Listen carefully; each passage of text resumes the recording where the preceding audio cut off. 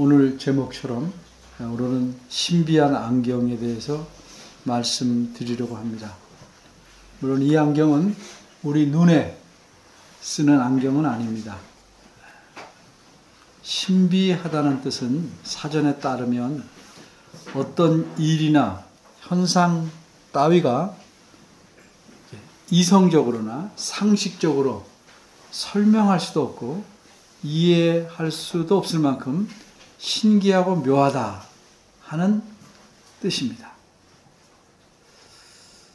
그런데 사실 제가 말씀드리는 안경은 이렇게 신비하기도 하지만 한자로 다른 의미에서 신비한 안경에 관해 말씀드리려고 합니다.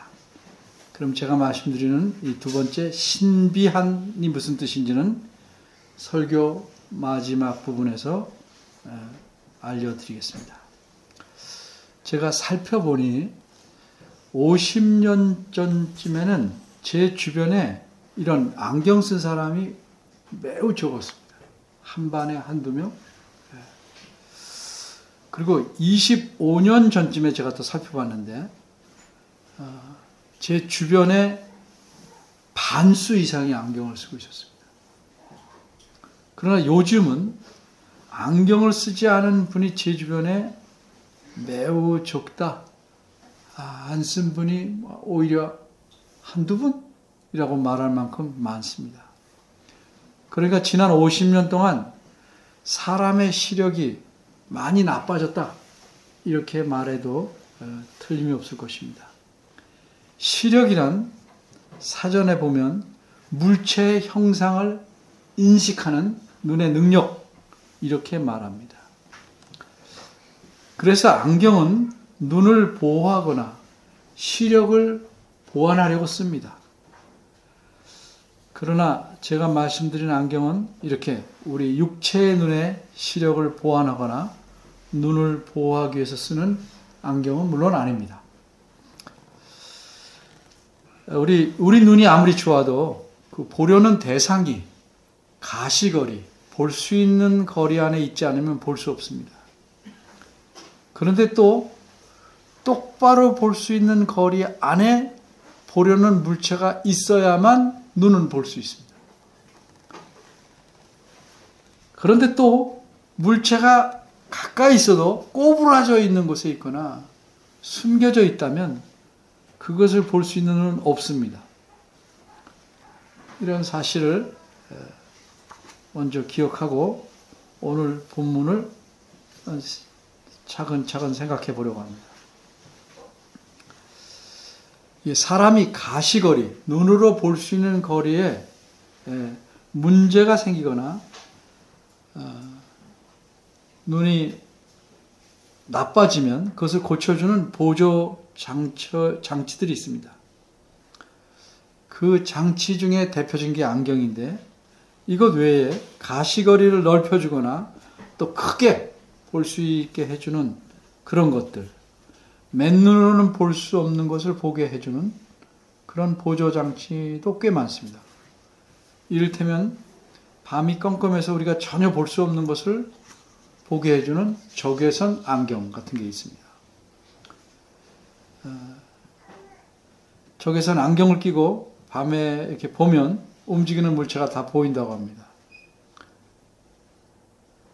또 옛날에는 있을 수 없는, 볼 수 없는 물체를 보게 해주는 것도 있습니다. 너무 멀어서 그 가시거리 밖에 있기 때문에 그 대상을 끌어당겨다 볼 수 있게 해주는 것도 있습니다. 쉬운 예가 망원경이죠.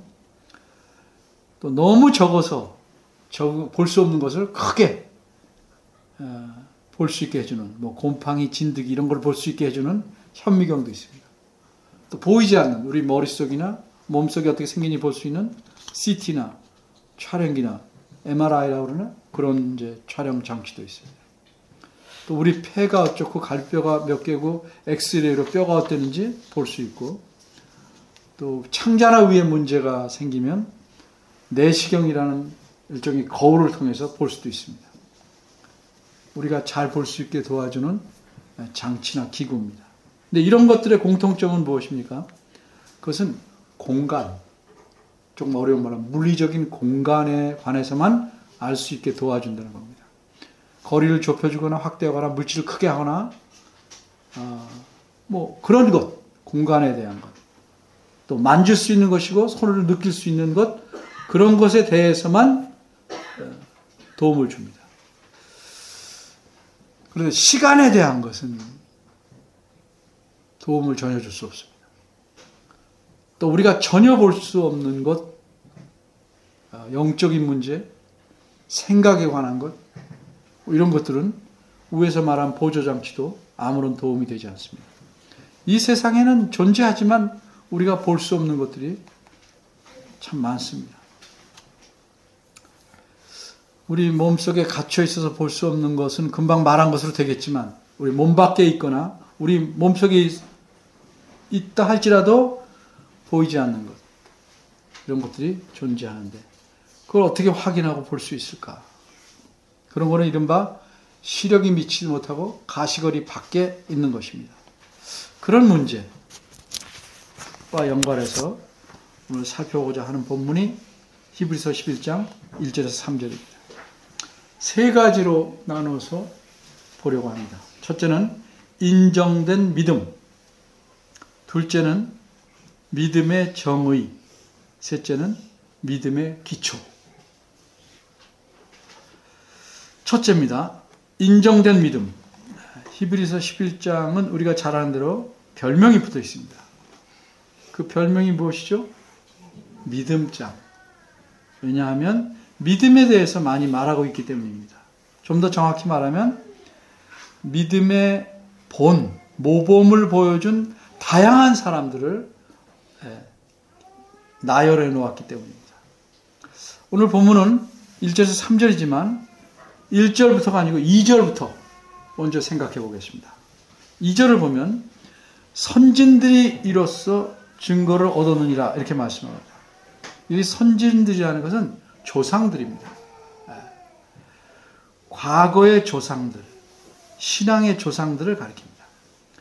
그들은 육체적으로 보면 이미 죽어서 세상에 없는 사람입니다. 근데 그 사람들이 이로써 증거를 얻었다라고 말씀합니다. 이로써란 말은 이것으로 라는 말인데, 이것으로써, 이것이란 뭘 가리키냐면 그 앞에 나온 믿음을 가리킵니다. 따라서 이로써라는 것은 믿음으로써 라는 뜻입니다. 따라서 2절은 과거의 조상들이 그들의 믿음에 관해서 증거를 얻었다 하는 의미입니다. 어떤 증거를 얻었습니까? 이후에 좀 자세히 설명하겠지만 2절 말씀 그대로 풀자면 과거의 신앙의 조상들이 믿음에 관하여, 다른 말로 풀이하면 인정을 받았다 하는 뜻입니다.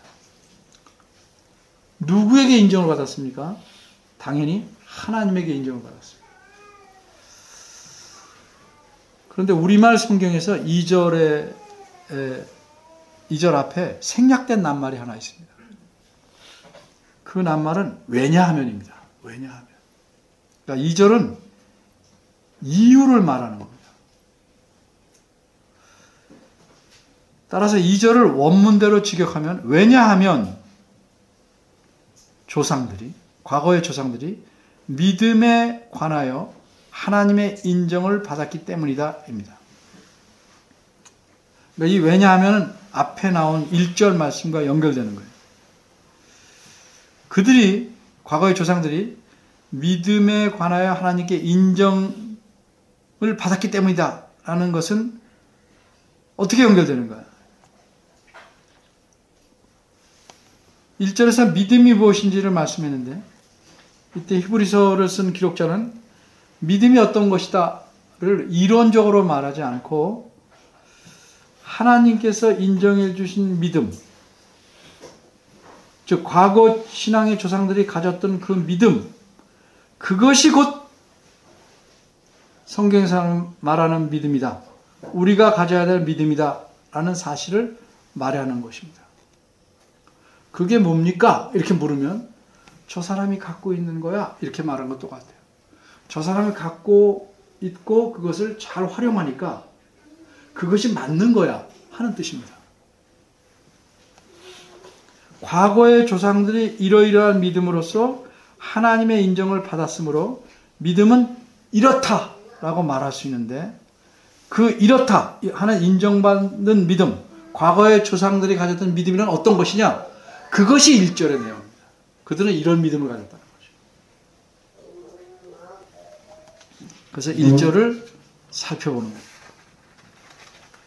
그들이 가졌던 믿음, 하나님께 인정받던 믿음은 어떤 믿음이었냐? 1절이 말하는 것입니다.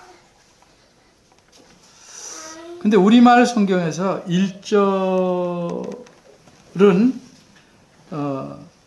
또 빠진 말이 앞에 하나 있어요. 그냥 전체를 이해할 때는 문제가 없지만 원문의 뜻을 분명히 알기 위해서는 빠진 말을 알아야 됩니다. 1절은 그러나로 시작합니다. 그러나. 그러니까 그러나라는 말이 무엇인지 여러분 잘 아실 겁니다. 그러나 앞에 있는 내용과 반대되는 내용을 말하려고 사용하는 연결 말입니다. 예를 들면 너는 그렇게 생각하지? 그러나 나는 이렇게 생각하다. 이럴 때 쓰는 게 그러나입니다. 1절 말씀의 내용을 풀으면 12장 1절 앞에서 믿음에 관해 뭔가를 말했어요. 그거를 반대하고 반박하는 믿음. 그러니까 그 믿음은 옳은 것이 아니고 참 믿음은 이런 것이다 라고 말하기 위해서 그러나로 1절이 시작한 것입니다. 그러면 왜 1절에서 말한 그 믿음이 맞는가? 전에 그 앞쪽에서 말한 믿음은 틀리고 1절에서 말하는 이렇게 믿음을 말하는 것이 맞는가? 그 이유는 2절입니다. 과거 신앙의 조상들이 그런 믿음을 가지고 있어서 그런 믿음을 하나님께 인정을 받았기 때문에 맞는 것이다. 설명이 됐습니까? 대답을 해주셔야 제가 그 다음 나가는데. 그러니까 앞에서 말한 믿음이라는 거 다 믿음이라고 그러는데 그거는 바른 것이 아니다. 이런 믿음이 맞는 것이다 하고 1절에서 말하는데 왜 이런 것이 맞다고 할 수 있느냐? 그거를 하나님께 인정받은 믿음이 무엇이다. 똑같은 것이다를 2절에서 말함으로써 1절에서 말하는 믿음이 옳다는 겁니다. 그럼 두 번째로 생각할게. 믿음의 정의. 그럼 믿음이 무엇인가? 하나님께 인정을 받은 믿음이 어떤 것인지를 말하는 내용이 금방 1절입니다. 그러니까 1절은 그러나로 시작한다고 말씀드렸습니다. 그러니까 이걸 풀이하면 이렇습니다. 너희들이 말하는 믿음, 이른바 너희가 가졌다고 하는 믿음은 과거 조상들이 가졌던 믿음에 비춰보면 너희들의 믿음은 하나님께 인정받지 못한 믿음이다. 그것은 믿음처럼 보일지라도 사실은 거품이다 이거죠. 무늬만 있는 것이다. 이런 얘기입니다. 그래서 그럼 하나님께 인정받는 믿음, 과거의 조상들이 인정받은 믿음, 그런 건 어떤 것이냐? 그래서 1절에서 말하는 겁니다. 믿음은 이런 것이다. 그래서 믿음의 정의를 말합니다. 근데 과거의 믿음에 대해서 말한 내용을 쭉 살펴보면 어떤 사람들이 주로 믿음에 대해 생각한 것을 염두에 뒀을까? 그건 옛날 이스라엘 백성들입니다. 그래서 그 앞에 여러 가지 문제들이 많이 나와요. 옛날에 이스라엘 백성들은 어떻게 되었어요? 1세대는 광야에서 두 사람 빼고 다 죽고 말았죠. 그 사람들은 출애굽했죠. 하나님의 은혜로, 하나님의 능력으로 광야에서 먹고 살았죠. 이렇게 하나님의 놀라우신 능력을 정말 이루 말할 수 없이 체험했어요. 아마 인류의 역사상 그들만큼 하나님의 놀라운 능력을 체험해 본 사람이 없을 겁니다. 또 그들은 하나님으로부터 율법도 받고 하나님의 음성도 듣고 십계명 두 돌판도 얻고 그들만큼 하나님으로부터 수많은 계시를 그 짧은 기간에 얻은 사람들이 없습니다. 또 하나님의 보호하심과 인도하심을 계속 받고 수십 년 살았습니다. 그런데 그들 대다수는 믿음을 제대로 소유하지 못했어요. 그래서 다 망한 겁니다. 하나님께 인정받는 믿음이 아니었다. 사실 엄밀히 말하면 믿음이 아니라 믿음처럼 보이는 환영, 믿음의 환영을 갖고 있었고, 그러니까 그런 믿음이 없으니까, 그런 믿음에 기초하지 않았으니까 타락하는 겁니다. 거듭 죄를 짓는 겁니다. 그 앞절 히브리서 10장 30절에 있는 대로 그들은 구원 얻는 믿음에 이르지 못했어요. 그래서 뒤로 물러가는 거죠. 이렇게 논리를 말한 다음에 이제 히브리서 기록자는 1절부터 진정한 믿음이 무엇인가를 말하려고 하는 겁니다. 1절은 이렇게 말씀합니다. 그러나 믿음은 바라는 것들의 실상이다. 그리고 이 말씀에 이어서 보지 못하는 것들의 증거다. 이렇게 말합니다. 두 문장이죠. 상반절과 하반절. 이 두 문장은 서로 대칭을 이루면서 보완해 줍니다. 뜻을 잘 설명해 줍니다. 이 두 말씀을 잘 연결해서 이해하면 1절 말씀의 의미를 잘 알 수 있습니다. 믿음은 바라는 것들의 실상이다. 이렇게 말씀했는데, 실상이다, 허상, 실상, 이렇게 이해하시면 안 됩니다. 이 번역이 이렇게 되어 있지만 설명을 잘 들으셔야 됩니다. 먼저 바라는 것들의 실상이다 할 때 우선 바라는 게 뭔지를 알아야 돼요. 바라는 게 무엇인가 생각해 봐야겠습니다. 여기서 말하는 바라는 것, 그게 뭘까? 사람이 각자 무엇이 되길 바라고, 무엇을 이루기를 원하고, 또 무엇을 갖기 소망하고 하는 그런 바람, 그런 소망을 의미하지 않습니다. 그건 성경에서 말하는 믿음이 아니에요. 여기서 바라는 것은 하나님의 약속입니다. 바라는 것들, 하나님의 약속에 속한 내용들이에요. 좀 더 정확히 말씀드려서 하나님의 약속한 내용이 많죠. 그것들을 바라고 있는 거예요. 소망하고 있는 거예요. 내가 내 꿈을 이루어 보려고 뭔가 간절히 바라는 것? 그게 아니고 하나님께서 약속하신 어떤 것들을 바라고 소망한다. 그런 것들이에요. 그런 걸 의미합니다. 그런 약속하신 것을 내가 소유하기를, 받기를 원하고 거기에 소망을 둔다. 이게 바란다는 거예요. 그럼 하나님께서 믿는 자들에게 어떤 약속을 했기 때문에 옛날에 그들이 바라고 소원한 것들이 있는데 그게 무엇입니까? 몇 가지 추리면 우리가 죽어도 다시 살아날 수 있다. 우리는 하나님의 영광에 이를 수 있다. 우리가 참된 복을 누릴 수 있다. 이런 것들입니다. 뭐 수없이 많겠지만. 왜? 하나님께서 그런 것들을 약속하셨기 때문입니다. 그런데 한번 생각해 보십시오. 우리도 그런 거 믿죠? 우리가 죽어도 부활하고 또 영원히, 영원히 산다고 그러셨는데, 근데 현실을 보면 이 땅에서 죽음을 겪어야 됩니다. 성경을 보면 우리가 참으로 행복한 사람이고 우리의 삶이 행복하다고 말씀하시는데 이 땅에서 사는 삶이 비참하다고 느낄 때도 많고 또 간혹 혹은 자주 그렇게 느끼기도 합니다. 우리가 영광을 누린다고 말씀하는데 우리 이 땅에서 고난과 핍박과 역경 속에서 살 때가 많고 어떤 때는 현실 속에서 그런 걸 오랜 시간 동안 지속적으로 겪을 때도 있습니다. 그런 상황에서 우리가 하나님의 약속을 바라고 소망해야 합니까? 그렇습니다. 하나님이 약속하셨습니다. 현실이 하나님의 약속과는 동떨어진 것 같아도 우리는 하나님의 약속에 소망을 두어야 합니다. 문제는 그렇게 소망을 뒀는데 안 이루어지면, 소망을 뒀는데 헛것이 되면, 여기서 생각할 수 있는 게 그렇게 소망을 뒀을 때 그것이 이루어질 수 있느냐 하는 것입니다. 예를 들어보겠습니다. 어떤 사람이 돈을 많이 벌어서 부자가 되기를 원합니다. 그런데 지금은 직장은커녕 간간히 일할 기회조차도 없습니다. 새벽에 나가서 용역시장에 나가봐야 몇 사람만 뽑혀가고 자기는 맨날 빈털터리로 돌아옵니다. 이런 상황이 계속되면 그가 돈을 많이 벌어 부자가 되려는 꿈은 헛것이 되고 말 것입니다.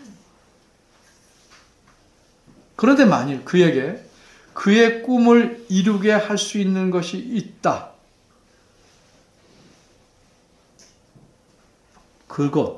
그것을 실상이라고 그러는 겁니다. 이게 좀 어려운 헬라어 단어입니다. 아직 우리의 손이 닿지 않고 우리 눈에도 보이지 않고 저 미래에 멀리 있는 것을 실제로 내 손에 들어와 있게 만드는 것, 그것을 실상이라고 했습니다. 무슨 이 카메라에 비치는 상을 말하는 게 아닙니다. 그런데 그런 실상이 뭐냐? 1절은 믿음이 그런 실상이다 이렇게 얘기합니다. 믿음이 그런 실상이다. 생활 속에서 좀 예를 들어보겠습니다. 멀리 어떤 섬에 아담한 집을 마련하고 싶어요. 근데 뭐 그렇게 마련할 길이 없어요. 근데 어떤 이유인지 어떤 사람이 그 집의 집 문서를 내게 주었어요. 거두절미하게 말하는 것입니다. 그럼 그 집은 이제 누구 손에 들어와 있는 겁니까?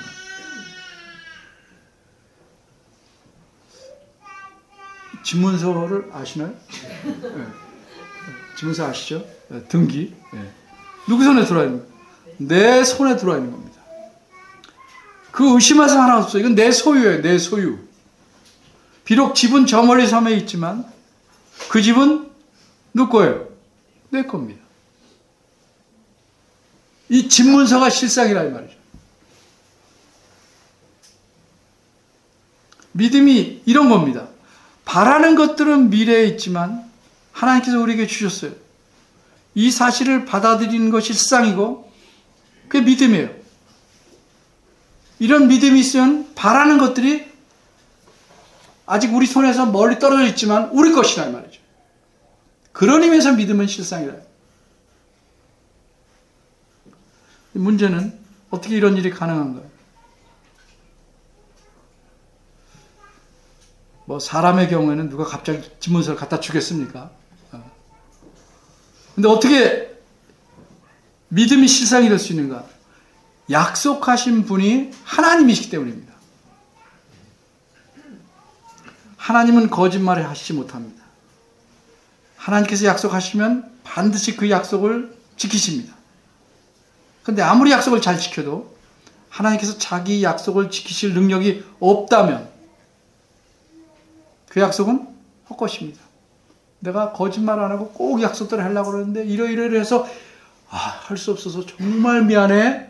사람은 그렇게 말해도 그 사람이 최선을 다했다고 생각하고 이해합니다. 근데 하나님은 그렇게 하시지 않는다.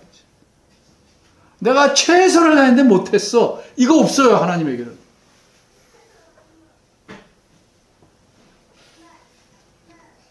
하나님은 능히 자신의 약속을 지키시고 남을 만큼 전능하십니다.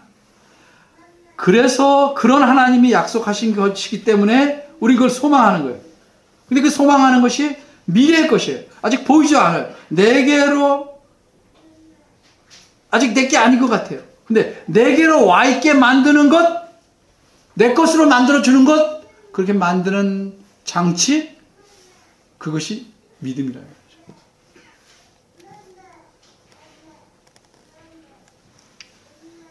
그러니까 비유적으로 말하면 믿음이라는 건 먼 미래를 볼 수 있게 하는 겁니다. 먼 미래를 볼 수 있게 하는 안경이에요. 시간적인 가시거리, 이건 공간이 아니에요. 시간적인 가시거리가 무한대인데 그걸 무한대로 넓혀서 볼 수 있게 하는 신비한 안경이에요. 볼 수 있게만 하는 게 아니죠. 좀 더 설명하겠습니다. 근데 하반절, 1절 하반절에서는 뜻은 똑같은데 전반절이랑 조금 다르게 표현합니다. 잘 보완하려고. 믿음은 보지 못하는 것들의 증거다 이렇게 말씀합니다.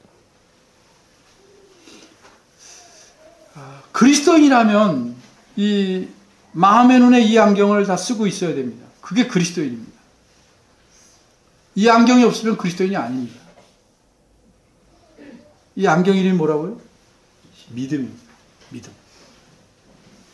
먼 시간 후에 미래에 있는 것, 그걸 볼 수는 없지만 육체로 이 안경을 쓰면 그것이 현재 내 것이다. 내 것이다 하는 사실을 말해주는 그 보지 못하는 것이에요. 미래에 있는 것이가 보지 못하는 것들이 내 것이다라고 말해주는 증거다 이 말이에요. 믿음이래요.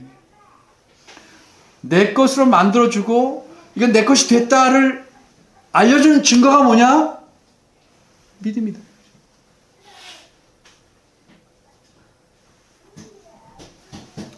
근데 많은 사람은 믿음과 어떤 비슷한 뭐를 같은 것으로 착각합니다. 물론 이런 말 썼어요. 믿음, 그 믿음이 튼튼해서 믿음을 확신이라고도 말을 해요. 근데 지금 말하는 확신은 자기 확신. 자기 확신과 믿음은 같은 게 아닙니다. 자기 확신과 믿음의 차이에 대해서 어떤 학자는 이렇게 설명합니다. 내가 자기 최면을 걸어서 난 믿어. 난 할 수 있어. 하면 돼. 꿈은 이루어진다. 그래, 믿어. 확실히 믿어. 그것도 믿음이라고 말할 수 있지만 그건 성경적 믿음은 아니에요. 자기 확신과 성경적 믿음의 차이는 뭐냐면 자기 확신은 도저히 불가능한 것은 믿지 못해요. 가능성이 0.1%더 있어야 믿어요. 0. 전혀 없다 그러면 불가능하다면 자기 확신할 수 없어요. 믿음의 차이, 믿음과 차이. 왜냐하면 자기 확신은 자기 능력을 믿든지 다른 무엇을 믿기 때문에 거기에 얹혀서 자기가 믿는 어떤 것, 자기가 만질 수 있는 어떤 것, 거기에 근거해서 믿는 거예요. 근데 믿음이라는 것은 불가능한 것, 자기의 능력으로는 도저히 불가능한 것, 자기의 능력으로는 도저히 이룰 수 없는 것, 또 볼 수 있어야 자기 것으로 갖다 놓을 수 있어야 믿음입니다. 그렇게 설명했어요. 설명이 더 어려운 건지 제 설명이 더 어려워졌는지 모르겠어요.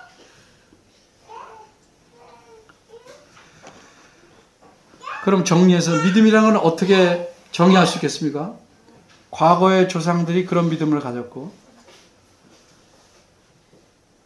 믿음이라는 건 어떻게 이렇게 1절처럼 바라는 것이 실상이고 보지 못하는 증거라고 정의할 수 있겠는가? 과거의 조상들이 그런 믿음을 가졌고 그런 믿음을 가진 그 조상들을 하나님께서 인정해 주셨어요. 내가 원하는, 내가 인정해 주는 믿음이다 했기 때문에 1절에서 말한 믿음이 진짜라는 거죠. 그러니까 하나님께서 인정해 주신 것이다 하는 사실에 근거해서 1절은 믿음이 이런 것이다. 실상이고 증거다. 이렇게 말한 겁니다. 그런데 문제는 이런 믿음은 과거의 조상들만 가질 수 있던 것이 아니에요. 왜 그러냐면 사람의 능력에 근거하신 것이 아니기 때문에 그래요. 하나님의 약속에 근거하는 것이기 때문에 하나님께서 다시 말해서 그렇게 약속하신 하나님 자신에 근거하신 것이기 때문에 과거의 조상들이 그런 믿음을 가질 수 있었고 오늘날 우리도 그런 믿음을 가질 수 있다 이거죠. 사람에게 근거한 믿음이라면 사람의 능력의 차이에 따라 달라지는 겁니다. 전적으로 하나님에게 근거하는 것이기 때문에 이 믿음은 과거의 조상들처럼 우리도 가질 수 있다는 거죠. 그럼 그런 믿음에는 기초가 있어요. 우리는 흔히 믿음 말할 때 예수 믿는다, 그럼 믿음이 있다 이렇게 얘기하는데 그렇게 쉽게 말할 수 있는 게 아니에요. 날 믿냐? 그래 믿어. 이런 믿음이 아니에요. 성경은. 이 믿음은 성경에서 말하는 내용을 믿는 이 믿음에 기초가 있어요. 기초. 그거를 3절에서 말씀합니다. 그래서 믿음의 기초에 대해서 생각해 보겠습니다. 과거의 조상들뿐만이 아니라 우리도 그런 똑같은 믿음으로서 이러이러한 것을 알고 있다. 이렇게 상반지에서 말합니다. 여기서 아노니 이렇게 말했어요. 아노니. 이해하고 있다는 거죠. 우리가 믿는 건 맹목적으로 믿는 게 아니에요. 우리가 분명히 이해하고 믿어서 받아들인 사실이 있어요. 그것이 곧 믿음의 기초입니다. 그래서 기초라는 건 초보적이다 이런 뜻이 아니고 믿음의 모든 내용의 토대가 된다는 거죠. 예수님을 믿는다. 이 토대 위에서 예수 믿는 겁니다. 이 토대를 믿지 않으면 예수 믿는다는 말이 헛것입니다. 그럼 믿음의 이 토대를 이루고 있는 것. 이 토대가 왜 이렇게 중요하냐. 모든 건물은 비유하자면 토대 위에 짓죠. 기초 위에. 그래서 토대가 튼튼하지 않으면 건물이 무너져요. 믿음의 집이라는 것 비유하면 토대가 있어야 되는데 이 토대가 되는 게 뭐냐 이 말이죠. 그것은 딱 하나예요. 모든 세상이 하나님의 말씀으로 지어졌다는 사실입니다. 이 기초가 되는 사실을 믿지 않으면 이외의 성경을 통해서 믿는 모든 것은 모래 위에 지은 것처럼 무너집니다. 제가 오래전에 만난 어떤 분이 있는데 참 경건해보고 생활도 모범적이에요. 신앙의 연조도 깊어요. 그 집 가문이라고 할까요? 굉장히 뿌리 깊어 보이는 그런 가정에 속한 분이에요. 그분이 저한테 솔직하게 이렇게 말합니다. 자기는 예수님께서 부활하신 것도 다 믿는다 의심하지 않고 예수님이 그래서 나의 구주이심을 믿는다.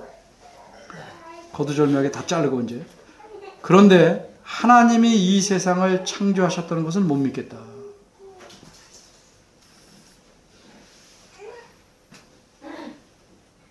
그럼 뭐라고 대답하실까요? 진짜 믿습니까? 가짜 믿습니까?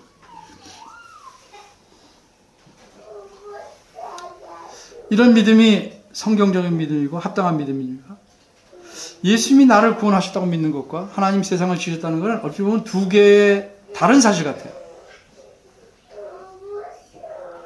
근데 이 둘은 다른 것처럼 보이면 실제는 분리가 되지 않는 거예요.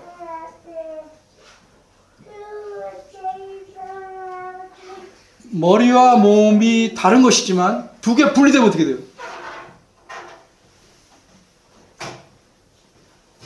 머리와 몸이 분리되면 어떻게 돼요? 죽죠.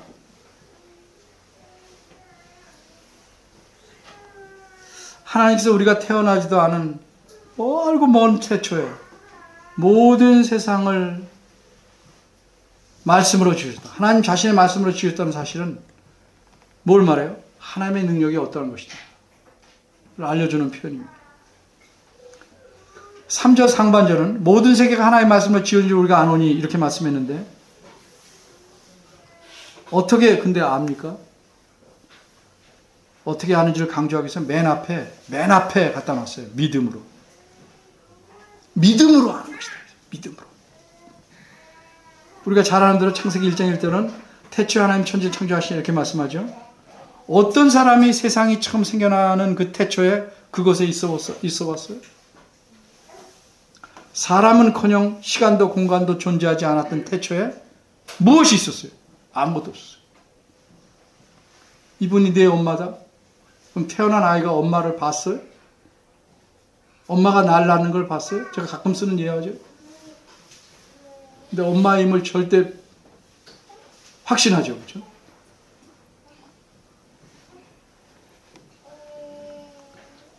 시간도 공간조차도 존재하지 않은 태초에는 아무것도 없었어요. 그러기에 다른 방법, 오직 믿음 외에 다른 방법으로는 하나님께서 말씀을 세상을 지었다는 사실을 어느 사람도 알 도리 방법이 없습니다. 이처럼 성경 말씀은 첫 말씀부터 뭘 요구해요? 강하게 요구하는 거예요. 믿음을 요구하는 거예요. 태초에 하나님이 세상을 창조했다. 이렇게 말씀한 걸 받아들이냐 아니냐에 따라서 그 다음 내용이 내게 사실로 오냐 아니냐 달라지는 겁니다. 외워서 되는 게 아니에요. 태초에 이 말을 던짐으로써 하나님께서 말씀으로 세상을 태초에 창조했다는 사실을 던짐으로써 믿으라고 요구하는 거예요. 어떤 어린아이가 내게 와서 내가 네 아버지다. 믿겠어요? 안 믿겠어요? 말도 안 돼. 그럴 수밖에 없죠. 근데 그거보다 더 말이 안 된다고 생각되는 게 태초에 하나님이 세상을 말씀으로 창조했다. 내가 못 봤는데 과학도 안 그렇다고 그러는데 그걸 받아들이려면 뭐가 필요해요? 믿음이. 그래서 이 사실, 창세기 1장 1절의 이 사실은 모든 믿는 내용의 믿음의 기초, 토대가 되는 겁니다. 그리고 3절 하반절은 앞에 상반절을 보완해 줍니다. 보이는 것은 나타나는 것으로 말미암아 된 것이 아니다. 무슨 뜻입니까? 우리가 이게 지어진, 눈으로 볼 수 있는 모든 것은 이 세상에 이미 존재해 있던 어떤 것으로 만들어진 게 아니다 이 말이에요. 거기에 담고 있는 게 뭐예요? 하나님이 다 지으신 거라는 거죠. 우리 눈에 보이는 세상 만물은 아무것도 전혀 없는 무의 상태에서 저절로가 아니고 하나님 말씀에 의해서 생겨난 것이다. 지어진 것이다. 세상 만물을 하나님께서 자신의 말씀을 지으셨다. 하나님의 능력으로 이루어진 것이다 하는 사실을 강조해 주는 말씀이 3절 하반절입니다. 그리고 이런 사실에 대해서 다시 요한복음 1장 1절에서 3절에서는 이렇게 말씀합니다. 압축해서 말하면 태초에 그 말씀이 있었다. 그가 없이는 세상에 아무것도 지어진 것이 없다. 모든 만물이 그로 말미암아 지어졌다. 이렇게 해서 요한복음 1장에서는 세상의 창조와 예수님을 연결하고 있습니다. 이처럼 전능하신 하나님께서 자신의 말씀으로 세상과 만물을 지으셨다는 사실을 믿는 것, 이것이 우리가 갖는 믿음의 기초입니다. 여러분이 아무리 예수님을 잘 믿는다, 튼튼히 믿는다, 아무리 그래도 이걸 믿지 않으면 그건 다 거품이에요. 따라서 믿음이라는 건 미래의 것만 볼 수 있게 해주는 신비한 안경이 아니고 심지어 과거, 태초에 있던 사실도 내 마음의 눈으로 볼 수 있게 해주고 확인시켜주는 안경입니다. 이렇게 세상을 말씀으로 지으신 하나님 능력을 믿지 못하면 우리가 어떻게 그리스도께서 죽으심으로 우리를 다시 새로운 피조물로 만들 수 있다! 만드셨다! 이게 믿을 수 있겠어요? 죄로 완전히 물들어 망할 수밖에 없는 우리를 새 사람을 만드는 일을 누가 할 수 있겠어요? 세상을 만드신 하나님이 아니시라면 아무도 우리를 새 사람을 만들 수 없어요. 세상을 만드시는 것과 우리를 새 사람을 만드시는 것, 이 두 가지가 다 가능한 것은 하나님 자신의 능력 때문에.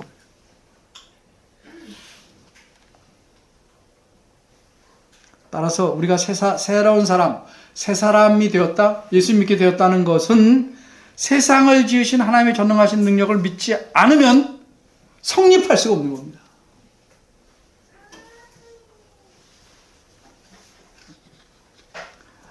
멋지게 그린 그림을 저 화가 그렸다? 그걸 믿지 않으면 스케치한 것도 믿지 못해야 되는데 이렇게 말하는 것도 같아요. 이 스케치한 것은 내가 믿지만 저 화가가 한 거를 이 그림을 그릴 때는 못 믿겠다. 같은 화가의 손에서 나온 겁니다. 말이 성립이 안 되는 거예요. 따라서 세상을 하나님께서 말씀으로 태초에 지으신 사람을 믿지 않은 사람은 이렇게 말한다면 나는 하나님의 은혜로 새 사람이 되었다. 하나님 피조물로 다시 지음받았다. 이렇게 말한다는 것은 사실상 나는 살아있는 생선을 봤는데 등은 없고 배만 있었어 라고 말하는 것보다 더 말이 안 돼요. 그건 죽은 생선이죠. 어떻게 살아있는 생선이 등은 없고 배만 있겠어요?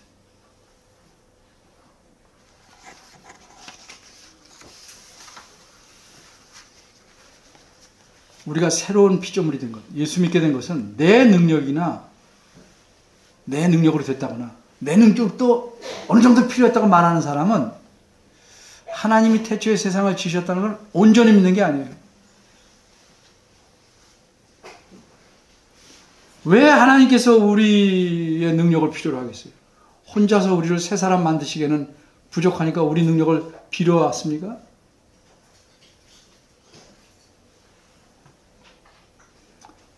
전적으로 우리가 새 사람, 하나님의 은혜, 능력으로, 하나님의 은혜로 새 사람이 됐다. 이렇게 믿는 사람은 하나님께서 세상을 자기 말씀으로 지었던 사실을 부인할 수 없게 말입니다.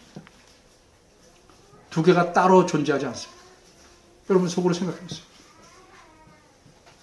예수님의 은혜로 새 사람이 되었다. 믿어요. 근데 하나님께서 세상을 창조하시던 말씀으로 안 믿어요. 그 믿음 가짜입니다. 진짜라고 말하고 싶지만 가짜예요.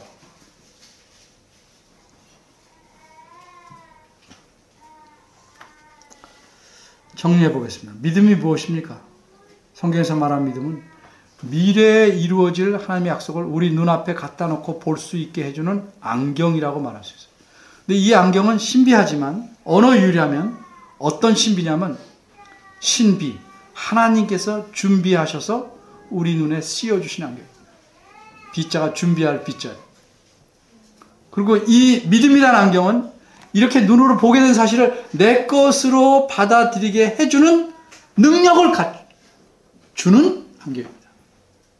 보게만 할 뿐 아니라 내 것으로 받아들이게 하는 신비한 능력을 가진 안경입니다. 그래서 이 믿음은 사람의 상상이나 환상 또는 최면으로 얻게 된 게 아니고 훈련으로 얻게 되는 게 아니고 하나님께서 세상을 지으셨다는 전능하심을 믿는 토대 위에 놓여 있는 것입니다. 여러분의 믿음이 어떻습니까? 과연 거품이 없고 참된 것입니까? 하나님의 능력으로 거듭나고 새 사람이 되었고 이 세상이 그리스도 안에서 새롭게 다시 지음받는다고 믿어요, 여러분이? 그런데 동시에 모순되게 과거에 하나님께서 세상을 지으셨다는 것에 대해서는 미심쩍어 하십니다? 미심쩍어 합니까? 그렇다면 여러분의 믿음은 온전한 믿음이 아닙니다. 아주 간단합니다.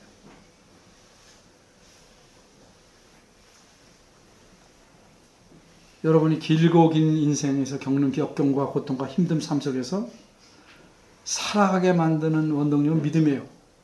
하나님이 약속하셔서 믿는, 바라고 믿는 그 믿음, 그 소망을 내 것으로 만들어주는 그 믿음인데 그것이 거품이라면 여러분은 어떤 힘으로 살고 있냐는 거죠. 과연 이런 신비한 하나님께서 마련해 주셔서 씌워진 안경을 끼고 살고 있는가요? 겉으로는요, 믿음으로 사는 척 할 수 있어요. 근데 우리가 마음에 정말 믿음이라는 하나님이 준비해 주신 그 신비한 안경을 쓰고 사느냐 아니냐는 우리 삶이 흔들릴 때, 우리 삶이 정말 어려울 때, 우리 삶에 아무런 소망이 없고 위로가 없다고 생각할 때, 그럴 때도 흔들리지 않고, 흔들려도 쓰러지지 않고, 버티고 당당하게 서 있느냐로 판명되는 겁니다. 하나님 믿지 않는 사람들은 믿음이 없을까? 그들 나름대로 믿음이 있어요. 자신의 꿈이 이루어질 것을 자기 눈앞에 끌어다 놓고 그것을 보며 살아갑니다. 얼마나 힘있게 삽니까? 목표를 눈앞에 갖다 놓고 사는 사람 많아요. 근데 그것은 성경에서 말씀하는 믿음이 아니에요. 자기의 능력, 자기의 무엇을 믿는 믿음이죠. 우리는 죽음 이후에 있는 것, 이 세상 건너편에 있는 것까지 지금의 현재의 것으로 갖다 놓고 그것을 보며 바라고 내 것으로 받아들이고 살 수 있어야 됩니다. 그것이 믿음이에요. 이런 사람 있죠. 천국을 믿냐? 가봐야 알지. 내 운명도 가봐야 할 거다. 마치 미래에 있는 걸 모르다고 말하는 게 겸손한 것처럼 하나님이 약속한 것은 어느 때의 것이든지 다 지금 내 것으로 받아들이는 게 믿음이라. 그런 믿음을 가진 자라야 히브리서 10장 38절 그 인용 말씀이 있는 대로 오직 나의 의인은 믿음으로 말미암아 살리라 하는 그런 믿음의 사람입니다.